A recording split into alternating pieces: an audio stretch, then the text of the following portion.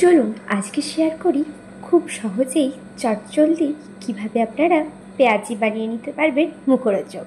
এটা যে কেউ বানিয়ে নিতে পারবে খুব সহজ উপায়ে আর খুব কম টাইম। আমি পেঁয়াজির জন্য নিয়ে নিয়েছিলাম 5টা পেঁয়াজ ছোট ছোট, সাথে দিয়েছিলাম একটু গাজর আর একটু ধনেপাতা আর 3টা কাঁচা লঙ্কা কুচি করে।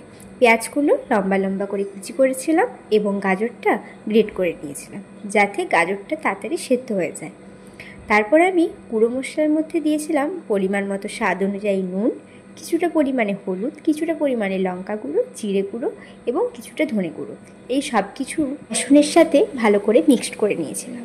তারপর দিয়েছিলাম আমি একটু চালের গুঁড়ো, যাতে পেঁয়াজিটা খুব ক্রিস্পি হয় খেতে, সেই জন্য চালের গুঁড়ো দিলে খুব সুন্দর মচমচে করে ভাজা হয়। আপনাদের কাছে থাকলে আপনারাও দেবেন।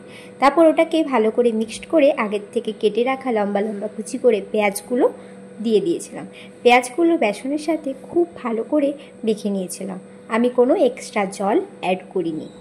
পেঁয়াজির জন্য বেসনের সাথে পেঁয়াজ ও গাজরটা আমি অনেকটা টাইম ধরে ভালো করে মাখিয়েছিলাম, তাহলে সেখান থেকে কিছুটা পরিমাণে জল বেরিয়ে এসেছিল এবং সেটা খুব সুন্দরভাবে মাখা হয়ে গিয়েছে। আপনারা যদি আমার এই ভিডিও দেখে কেউ পেঁয়াজি বানিয়ে থাকেন তাহলে জল অ্যাড করবেন না, জল অ্যাড করলে খুব পাতলা হয়ে যাবে।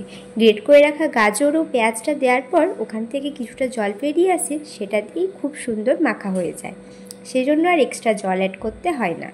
আমি এর সাথে কিছুটা পরিমাণে কালো জিরা দিয়েছিলাম, কারণ কালো জিরা দিলে অনেক টেস্ট হয়। আপনারা চাইলে এই পেঁয়াজের সাথে কিছুটা পরিমাণে রসুন ও কিছুটা পরিমাণে আদা গ্রেট করে দিতে পারেন, সেটা তো খুব সুন্দর হয়, কিন্তু আমি আর দিই। এই তো মাখিয়ে নিয়েছি, এটা মাখা হয়ে গেছে। এরপর আমি হাতের সাহায্যে এরকম শেপ করে নেব পেঁয়াজির মতো, কারণ আমি একবারেই পেঁয়াজটা ভেজে নেব, সেই কারণে। তারপর এরকমভাবে সুন্দর করে প্রত্যেকটা পেঁয়াজি আমি হাতের সাহায্যে গোল গোল করে নিয়েছিলাম চপের মতো।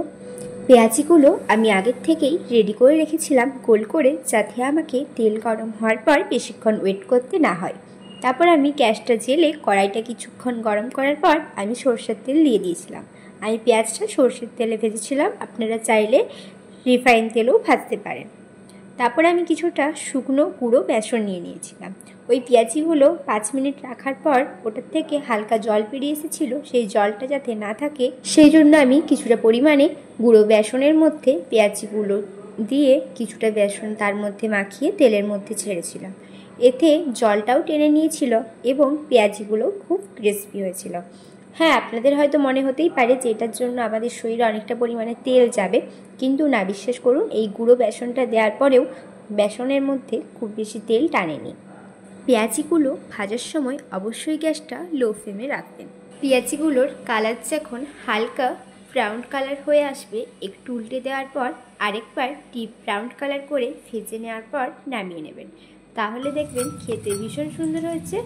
এই শীতকালে বিকেলবেলায় চায়ের সাথে এরকম ক্রিস্পি পেঁয়াজি হলে বিকেলের আড্ডাটা একদম জমে যায়। আমার এই ছোট ছোট রান্নার ভিডিওগুলো বিশেষ করে যারা পড়াশোনার সূত্রে এবং কাজের সূত্রে হস্টেলে থাকেন তাদের জন্য। ভালো থাকবেন সবাই, আজ এখানেই শেষ করছি, দেখা হচ্ছে আরও একটি ভিডিও।